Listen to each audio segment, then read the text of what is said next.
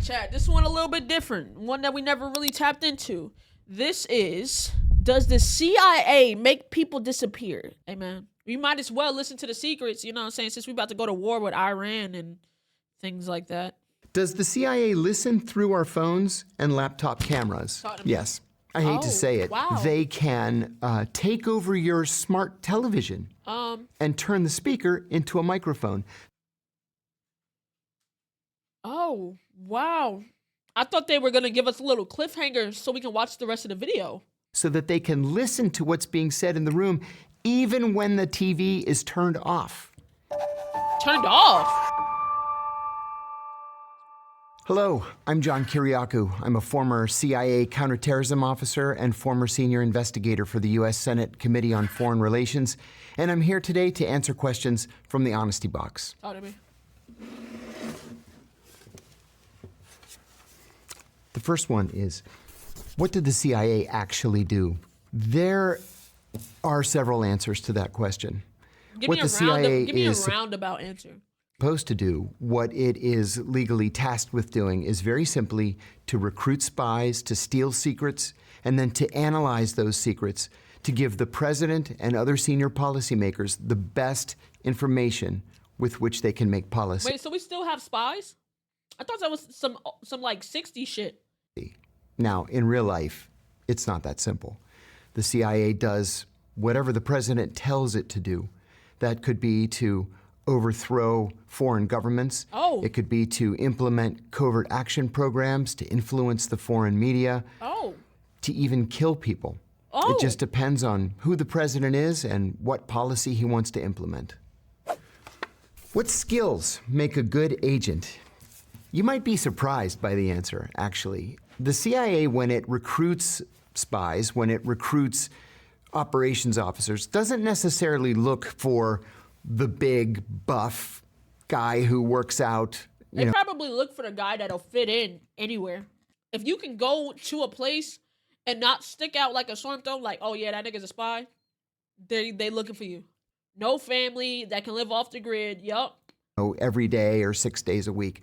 They look for people who have sociopathic tendencies, not sociopaths.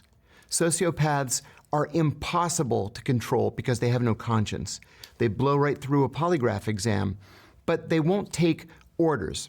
People who have sociopathic tendencies do react to a polygraph. They do experience regret or remorse. They will respond to directives and orders.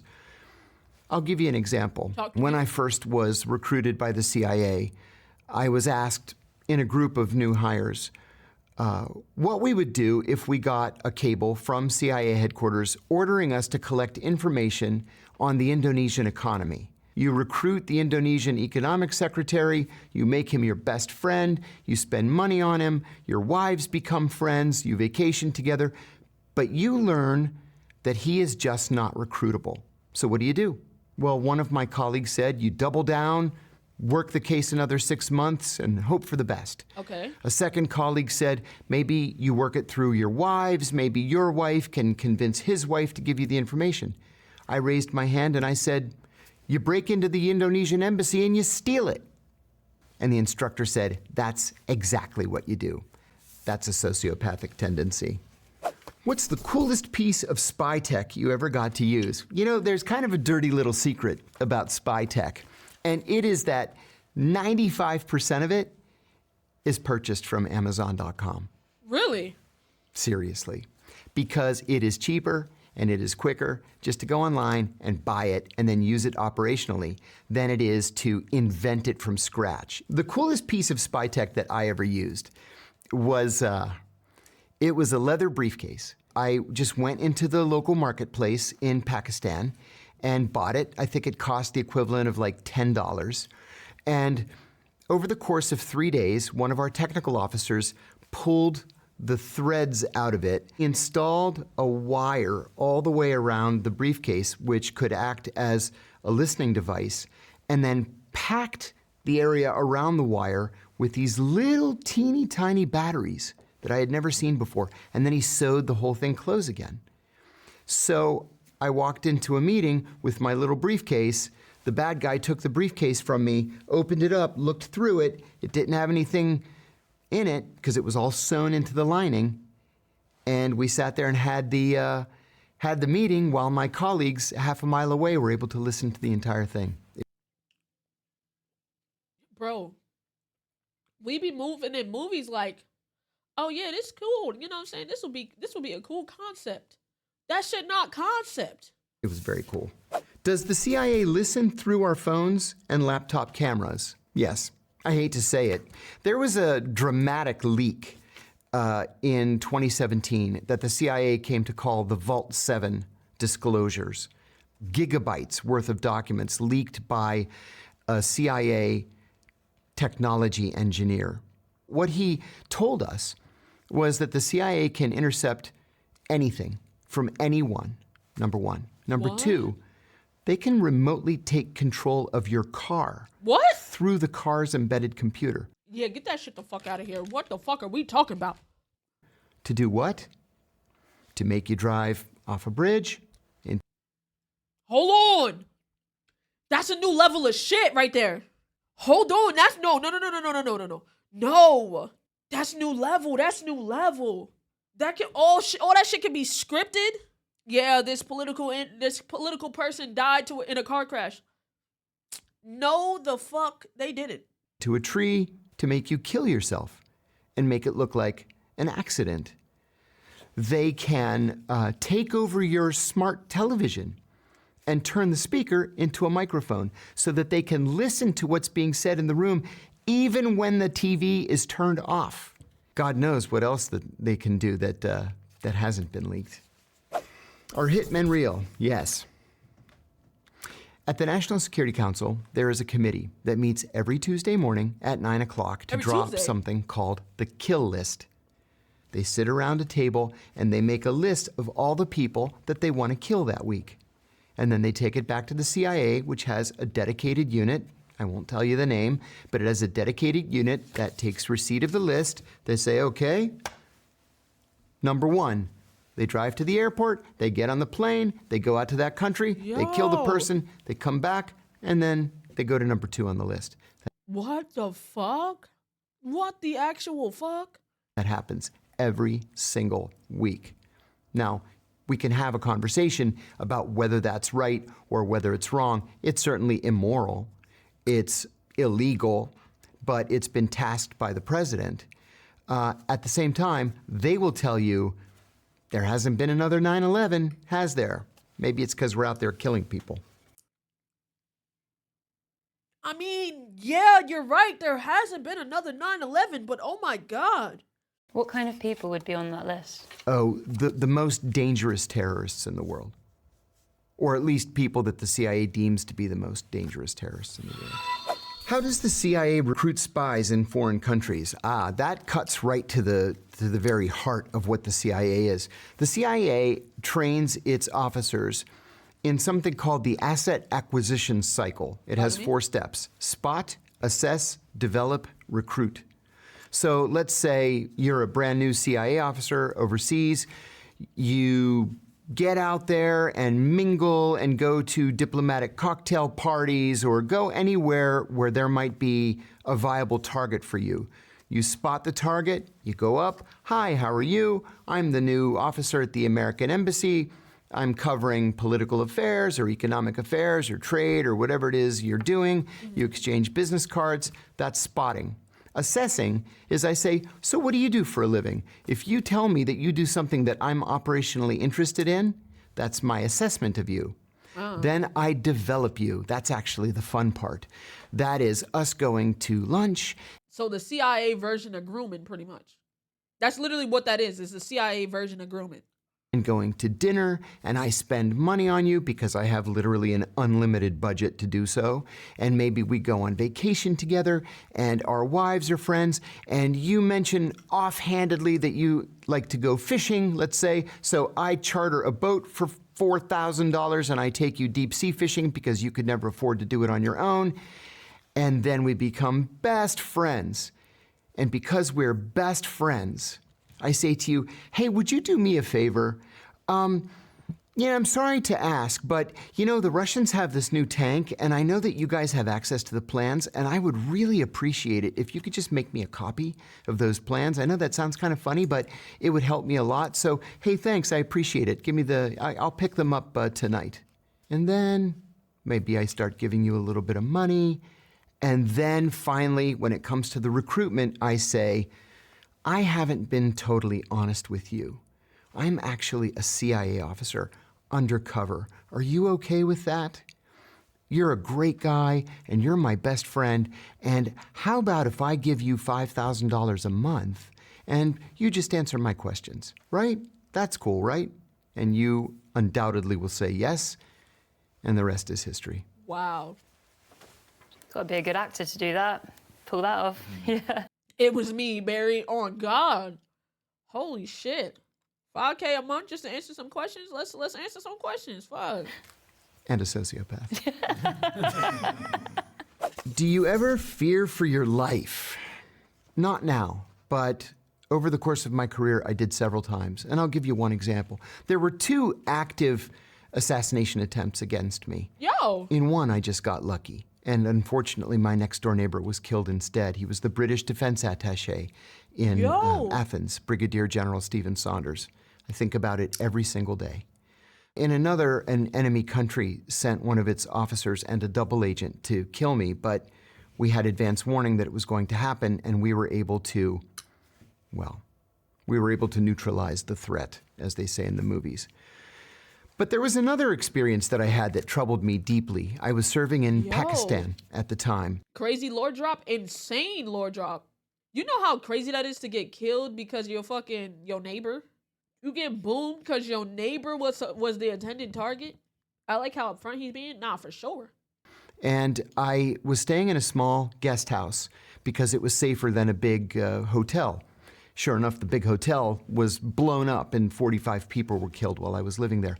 But I left my guest house at a different time, like I did every day, and took a different route, like I did every day, to go to work. And I noticed that a man on a motorcycle wearing a red helmet was trying very hard to stay in my blind spot. I worked 12, 14 hours, whatever it was that day, and I left, and it was dark, and sure enough, there he was again. There's a definition of surveillance. It's multiple sightings at time and distance. So I've seen him multiple times at different times of the day and at different places. I'm definitely under surveillance. I got up at 5 o'clock in the morning, got in the car, drove a block, there he was again. So when I got to the office, I said to the security officer, I am under surveillance. I'm 100% sure that I'm under surveillance. He said, well, let's wait until the chief comes in. When the chief finally came in, I told him the story, and he said, well, you know what you have to do. I said, I know. I'm going to kill him if I see him this afternoon.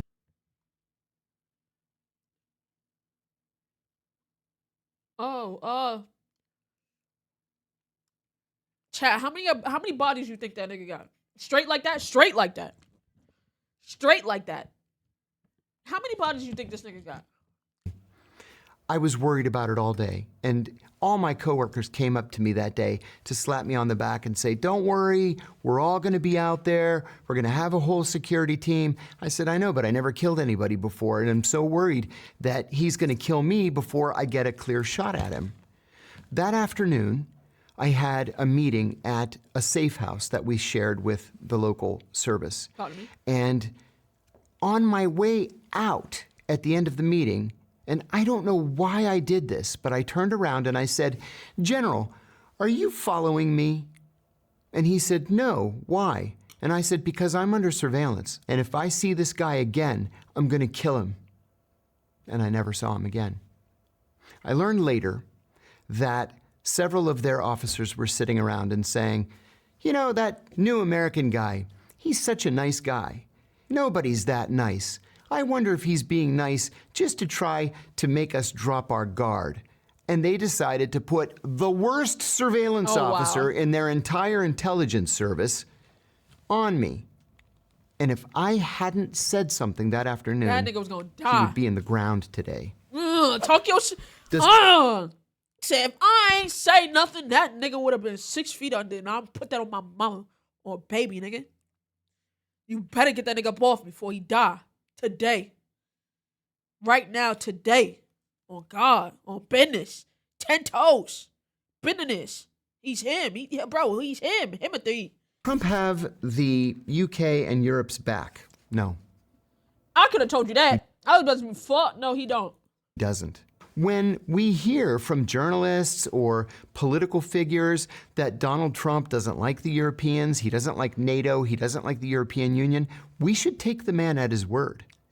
I don't think he does have Europe's back, or even the UK's back. When he says America first, he means America first, whatever that means. He has an idea in his own mind, but I don't think he cares one whit about Europe. Which film or TV series portrays spy work the most accurately? Talk to me. Great question. I will tell you that at the CIA, we watch every single spy movie and spy series. All of us do. I'm proud to say that I have been the script advisor on The Bourne Ultimatum, on Kill the Messenger, on True Lies, and on Burn Notice. We love this kind. I love chat. No, listen to me. I don't really fuck with my brother like that. But boy, did we bond. We bonded over Burn Notice. Burn Notice was so good. Burn Notice was so fucking good. Oh my God. That was my shit. Kind of thing. Most of them have nothing whatsoever to do with the reality of the CIA, except a couple. In terms of TV, Homeland. Wow. They got it right. The only thing that they got wrong was if you go crazy, they send you to the hospital until you're not crazy anymore. In movies, there was a movie that came out in 2004 called The Recruit. The first half of the movie, where the lead character is going through training, 100% accurate, except for one minor difference. They didn't beat us in training. Everything else that he went through, whew, we went through it in spades. Most other movies, stinkers. And listen, just as a general rule, if somebody calls the CIA the company, turn it off. Is social media the biggest intelligence gathering tool today? For sure. It is absolutely one of them, yes. For sure. You know, I was always Why would you not take free information? Niggas is putting their information on websites for free. Why would you not take the free information? amazed when I was at the CIA at how targets, legitimate intelligence targets, would literally put their entire lives on LinkedIn and Facebook. Literally. Incredible. You don't even have to do any research. They lay it all out right there on the screen for you. So the answer is yes. If you value your privacy, if you don't want to pop up on the radar, you have to stay away from social media. What was 9/11's impact on the world? You know, I was in the CIA's headquarters on the morning of 9/11. Really? Well, we knew we were at war.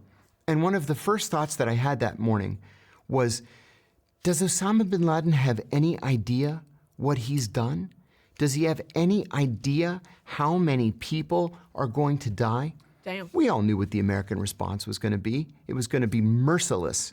The question is, what was 9/11's impact on the world? It was dramatic and lasting. We're almost 24 years after the 9/11 attacks, and we still can't go through airports with our shoes on.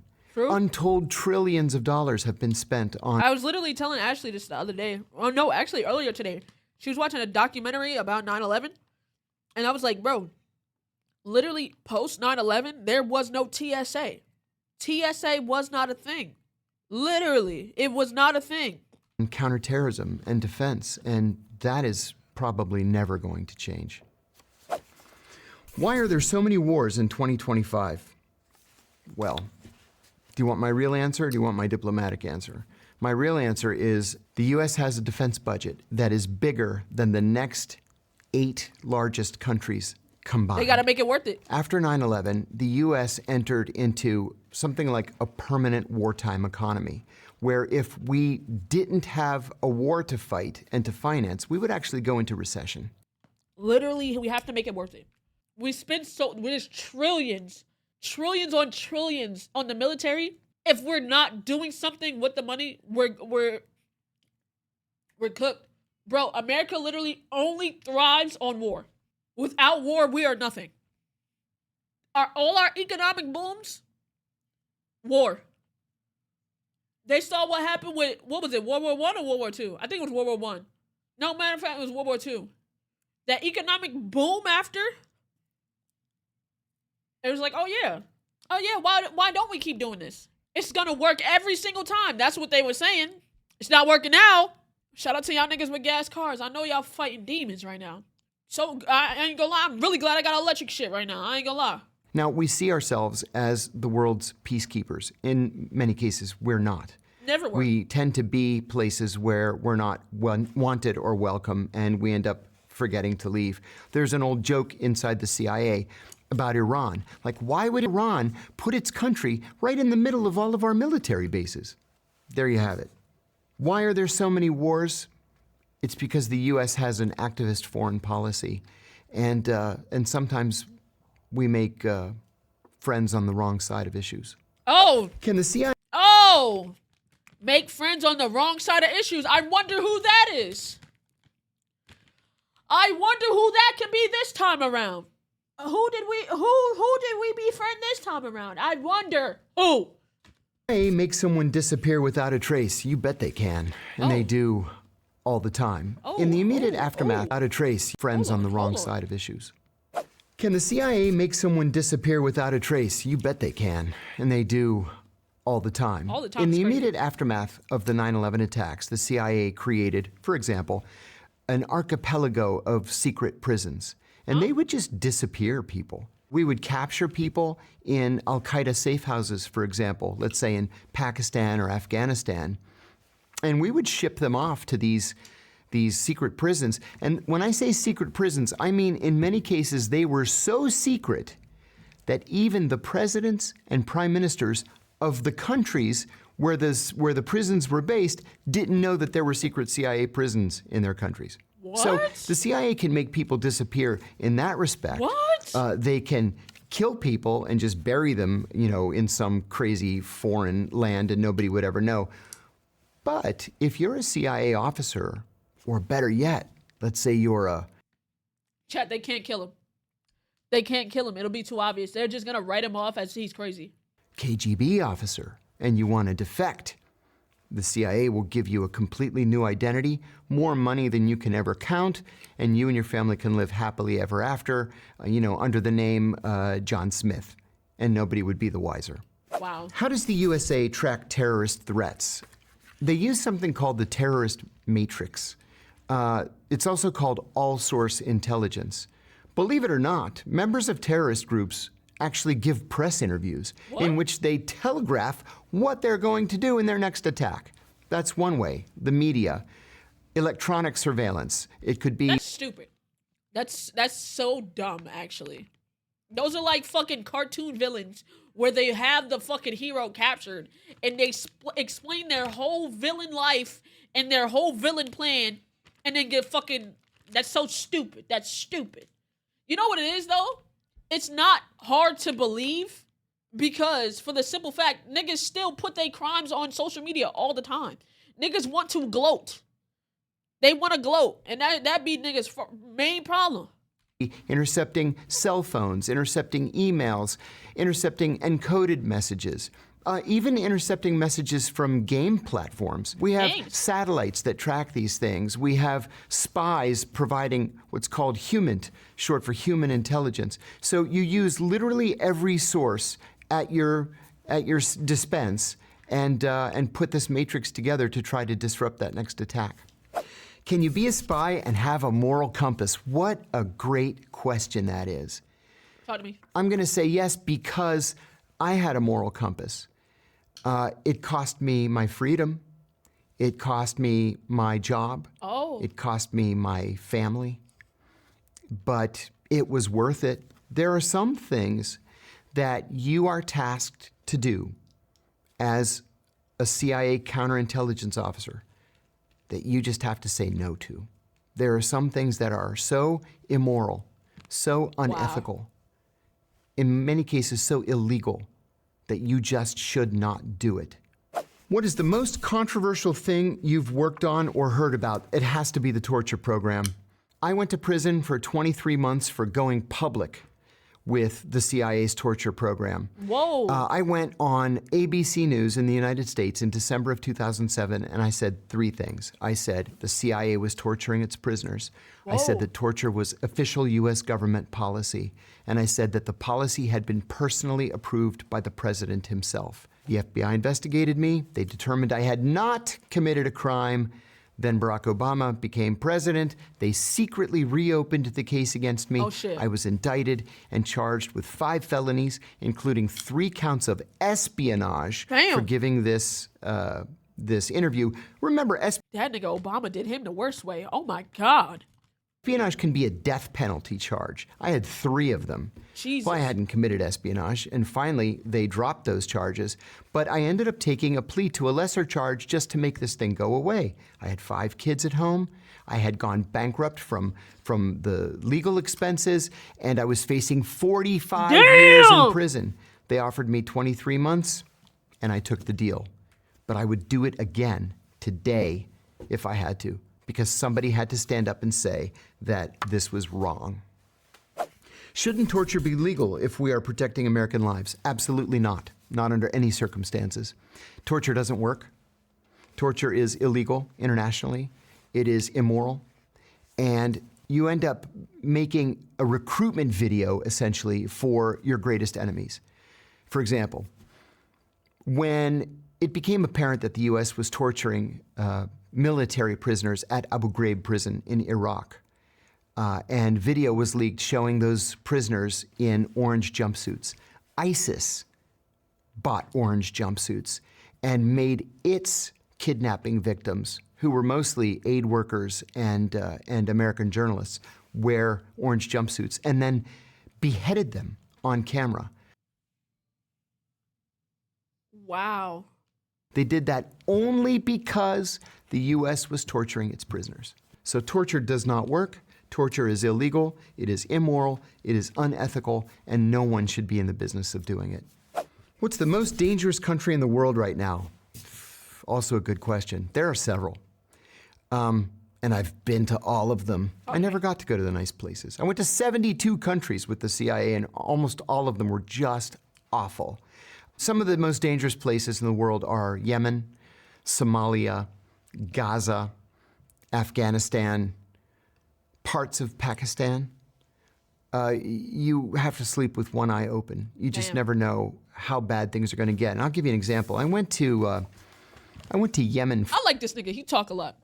You could have just said, these is the most dangerous places. He proceeds to give us an example. I like that.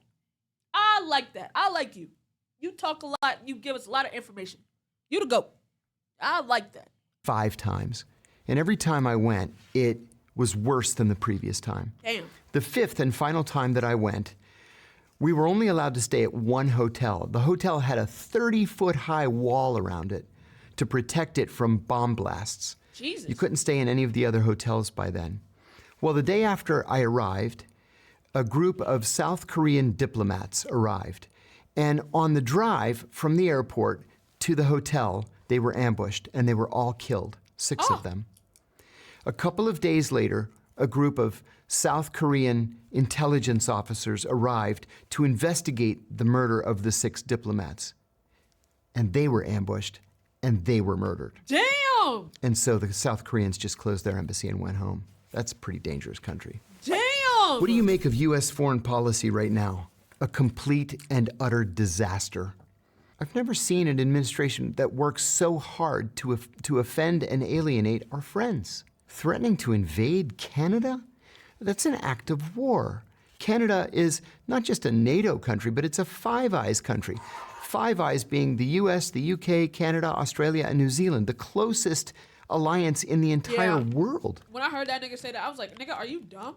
That's one country that literally, bro, we're only bordered by 2 fucking countries. 2. And you happen to make enemies out of both of them. Like, are you dead ass? Now, if they stop fucking with you and let anybody in through that motherfucker, come through this way and just say, like, are you a fucking idiot? Just dumb as fuck. And what, we're gonna send an army to Canada and overthrow them? It doesn't make any sense. Even if you're joking, why would you even joke like that out loud? We don't coordinate with our European allies. We're threatening to invade Panama, to take the Panama Canal. We're threatening to invade and annex Greenland. It's craziness. So I'm not a big supporter of U.S. foreign policy right now. Does China actually pose a real risk to the West? I think no. And I'll tell you why. China simply does not have a history of expansionism. If you put aside Tibet, which the Chinese have always claimed to be a part of China, the Chinese have never invaded another country. They had a little border skirmish with the Vietnamese in the 1970s. They had a little border skirmish against India in the 1960s. But they don't invade countries, and they have only one military base outside of China. It's in Djibouti, and believe it or not, they share it with the United States. Oh, wow. It's the U.S. that sees China as the big threat, and Australia and the Philippines kind of see China as a threat. But the Chinese are perplexed as to why we so distrust them. Is there a threat from China to Taiwan? Of course there is. Taiwan is also seen by the Chinese as being a legitimate part of China, but there's no indication that the Chinese are preparing any offensive measures against Taiwan. I just don't see what the big threat is. Okay. Is the CIA or MI6 more elite? MI6 is an absolutely top-tier, first-rate service, but it's like comparing apples and oranges. Okay, talk to me. At the CIA, we used to say how much we wished we could be like MI6, because MI6 is small and it's lean, and when they decide to do something, by God, they go out and do it. At the CIA, when we decide to do something, we have 6 layers of bureaucracy Hey, Jay, that's y'all little shit. MI6 is y'all little shit. You know? that we have to go through to finally get permission. And then the attorneys get involved, and then you have to send it to the president, and then he has to sign it or change it or reject it or do whatever it is that he has to do. They don't have that kind of a problem at MI6. They just report directly to the prime minister, and they can get things done. The CIA has a budget that absolutely dwarfs the MI6 budget. And Damn. we have our own, high-level technology budget, satellites and spy planes and all kinds of crazy things. So they're both great services, It's a third world country with a designer but they're belt, different Lamau. at the same time. Are sleeper agents real? Yes, they are. And the country that is the best at using sleeper agents is Russia.